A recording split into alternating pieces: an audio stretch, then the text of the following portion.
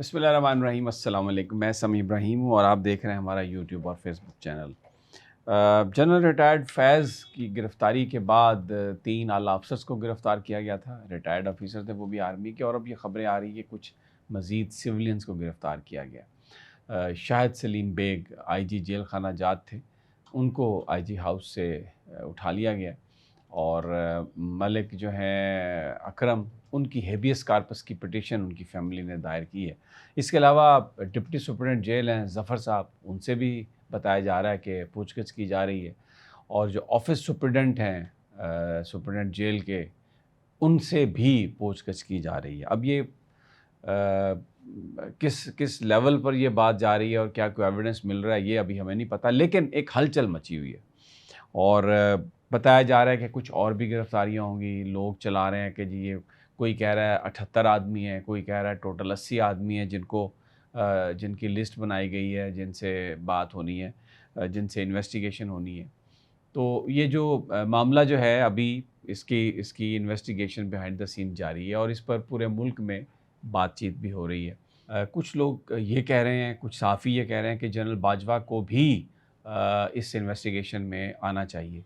और क्योंकि ये तो हो नहीं सकता कि जो DGISI हैं वो अपनी मर्ज़ी से सब काम कर रहे हों। लेकिन बताया जाता है कि और इस हवाले से फिर ये भी एक क्यासराई की जा रही है कि एक तस्वीर जो 14 अगस्त में जो वेटरन्स ऑफ पाकिस्तान आर्मी के साथ आर्मी चीफ़ की जो एक मीटिंग थी, जो एक एनुअल इवेंट है, उसमें जनरल कियानी और जनरल एहसन सलीम हयात और राहिल शरीफ साहब और कई दूसरे लोग नज़र आ रहे हैं। जनरल बाजवा गैर हाज़िर थे, तो बड़ी इस हवाले से क्या सराहियाँ भी हुई हैं। लेकिन मैंने इसमें थोड़ा-सा जब जानने की कोशिश की तो मालूम हुआ कि जनरल बाजवा पाकिस्तान में नहीं है, वो दुबई में हैं और ग़ालिबन इसी महीने के मिड में यानी अगले 2-3 दिनों में शायद उनकी वापसी की डेट भी कन्फ़र्म है। और वो 14 अगस्त से चंद दिन पहले ही गए हैं। तो इसलिए ये जो क्यासराइयाँ हैं कि उन्हें अरेस्ट कर लिया गया या उनको इस तकरीब में बुलाया नहीं गया, ये गलत है, क्योंकि जनरल बाजवा साहब जो वो आउट ऑफ कंट्री हैं। अच्छा, अब जो पाकिस्तान के जो इंटेलेक्चुअल्स हैं, जो सहाफ़ी हैं, वो इस हवाले से हामिद मीर साहब जो हैं और ज़ाहिद हुसैन, मैंने कॉलम पढ़ा, तो उसमें उन्होंने कहा कि ये बहुत ज़रूरी है कि इसको ट्रांसपेरेंट अंदाज में इस तरीके से होना चाहिए कि पूरा जो मामला है वो खुल के सामने आए। लेकिन इसके साथ ही उन्होंने एक पॉइंट रेज़ किया कि अगर तो आइन और कानून की हुक्मरानी की बात हो रही है, तो फिर और भी बहुत सारी चीज़ें हैं जिन पर तवज्जो देने की ज़रूरत है। मसलन इसमें हामिद मीर साहब अपने ट्वीट में ये लिखते हैं कि इस बात से इख्तिलाफ़ नहीं किया जा सकता कि किसी भी रियासत की फ़ौज को कमज़ोर करना रियासत को कमज़ोर करने के मुतरादिफ़ है। लेकिन क्या रियासत सिर्फ़ फ़ौज को कमज़ोर करने से मुतासिर होती है? जब पार्लियामेंट को सुप्रीम कोर्ट के सामने खड़ा कर दिया जाए और सुप्रीम कोर्ट के फ़ैसलों पर अमल दरामद ना हो, तो फिर क्या कमज़ोर होता है? अब ये हामिद मीर साहब ने बड़ी चुभती हुई बात कही है अपने ट्वीट में। फिर एक और ट्वीट में वो ये कहते हैं कि पाकिस्तान की आइन में दफ़ा 244 भी शामिल है, जो कहती है कि फ़ौजी अफ़सरों को और जवानों को सियासत में मुदाखलत नहीं करना चाहिए। अब ये बड़े चुभते हुए सवाल हैं। और फिर हामिद मीर साहब ने ही ज़ाहिद हुसैन साहब का एक कॉलम है जो छपा है डॉन अखबार में, उसका एक जो पैरा है वो उसको लिखा है, मैं आपको पढ़ के बता देता हूँ। फैज़ Hamid is a product of the system that allowed him sweeping powers. For instance, it has been asked why military spokesmen should issue political statements and why media representatives should be told what they can and cannot publish. अब ये ज़ाहिद हुसैन साहब बड़े एक known column निगार हैं और ये एक बड़ी इम्पॉर्टेंट चीज़ उन्होंने लिखी है। फिर इसी कॉलम में वो ये लिखते हैं कि इन a recent public address the army chief is reported to have declared that he did not consider anyone a Pakistani who did not believe in the Sharia and the Constitution. The question to ask is whether the security establishment, in accordance with the constitutional provision, refrains from meddling in politics. अब ये एक बड़ा सवाल है। जब अगर आप इसको पैनोरामा बड़ा करते हैं तो इन तमाम चीज़ों को फिर आपको एड्रेस करना पड़ेगा। बहुत सारे लोग हैं जिनको उठा लिया जाता है, مثلاً ملک اکرم صاحب کا میں نے ذکر کیا، اب ان کی فیملی نے ہیبیس کارپس کی پٹیشن دائر کی ہے، تو 24 گھنٹے کے اندر اندر اگر آپ نے انہیں اٹھایا تو کسی کورٹ میں پیش کرنا ہے، لیکن وہ پیش نہیں کیا گیا انہیں، تو پھر یہ بھی تو آئین اور قانون کی وائلیشن ہے۔ تو یہ کیونکہ یہ ایشو بہت سینسٹیو ہے، لوگوں نے اس کو بہت ویلکم کہا جب سابق ڈی جی ISI کو پکڑا گیا، تو جو فوج کے اندر کا جو اکاؤنٹیبلٹی سسٹم ہے، لوگوں نے اس کی بہت تعریف کی، اور آئی سا پیپل، کچھ اپریہینشنز بھی تھیں لیکن تعریف بہت تھی کہ یہ بڑا اچھا فیصلہ ہے، اور یہ تبھی بھی یہ اس فیئر کا اظہار کیا جا رہا تھا کہ اگر اس میں کوئی وکٹمائزیشن کی گئی یا جان بوجھ کر کسی ایک طرف اس کا رخ موڑنے کی کوشش کی گئی، جیسا کہ وائڈلی اسپیکولیٹڈ تھا، تو اس سے پھر اس کا جو ٹرانسپیرنسی ہے وہ متاثر ہوگی۔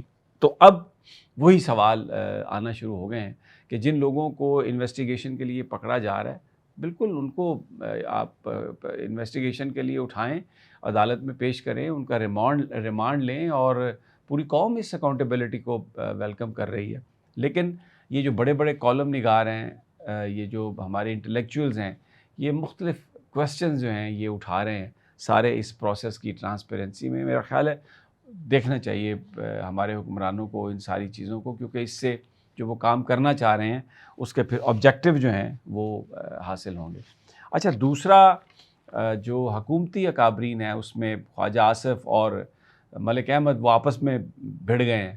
ملک احمد یہ کہہ رہے ہیں کہ بالکل کبھی بھی جنرل باجوہ صاحب نے یہ نہیں کہا کہ ان کو ایکسٹینشن چاہیے، لیکن خواجہ صاحب جو ہیں وہ اس بات پر بضد ہیں کہ بالکل وہ ایکسٹینشن بھی مانگ رہے تھے، بلکہ انہوں نے مارشل لا لگانے کی بھی دھمکی دی تھی، پرائیویٹ کنورسیشنز میں بھی اور NDU میں بھی بات کرتے ہوئے انہوں نے مارشل لا کی دھمکی دی تھی۔ تو اس سے مسلم لیگ تھوڑی سی ایک ہمیں ڈرتی ہوئی نظر آ رہی ہے کہ کہیں ایسا نہ ہو کہ مسلم لیگ نون کے خلاف ہی کوئی انویسٹیگیشن شروع ہو جائے، کہ وہ اس وقت انہوں نے مل کر آرمی چیف کے ساتھ یا DGISI کے ساتھ مل کر کوئی رجیم چینج کی کوشش کی، یا یہ جو پالیٹکس میں ڈریگن کرنے کی بات ہے، تو یہ ان کے یہ سارے معاملات جو ہیں بڑی عجیب سی یہ کیفیت ہو گئی ہے دونوں کی، آپس میں بھڑ گئے ہیں خواجہ آصف اور جو ملک احمد ہیں۔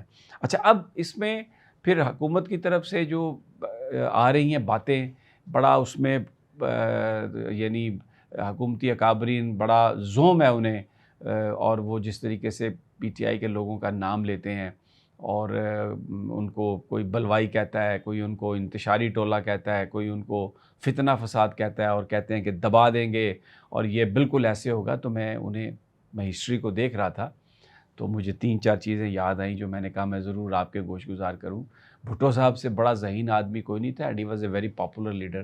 انہوں نے کرسی میں بیٹھ کر یوں کہا تھا، یہ کرسی بڑی مضبوط ہے۔ پھر ہم نے سب نے دیکھا کہ وہ کرسی نہ جانے کہاں گئی اور بھٹو صاحب کہاں چلے گئے۔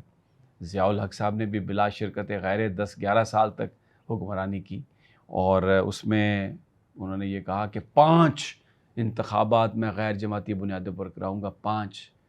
تو پھر آپ دیکھ لیں کہ غیر جماعتی انتخاب ہوئے یا ضیاء الحق صاحب بھی یہاں سے چلے گئے۔ اور کون بھول سکتا ہے پرویز مشرف کا وہ مکہ جو اس نے لہرا کے یہ کہا تھا کہ یہ ہم ہیں۔ تو کہاں گیا پرویز مشرف اور کہاں گیا وہ سارا مکہ؟ تو ذرا تھوڑا اگر احتیاط سے اور اگر آپ ہمبلی کام کریں، اور اگر آپ حکمران ہیں تو حق حکمرانی تو پھر یہ، بھلے آپ فارم 47 کی پیداوار ہے، لیکن ابھی اس وقت آپ حکمران تو ہیں نا، تو کم از کم اپنے اندر وہ جو ایک گریس ہوتی ہے حکمرانوں والی وہ تو کریں نا۔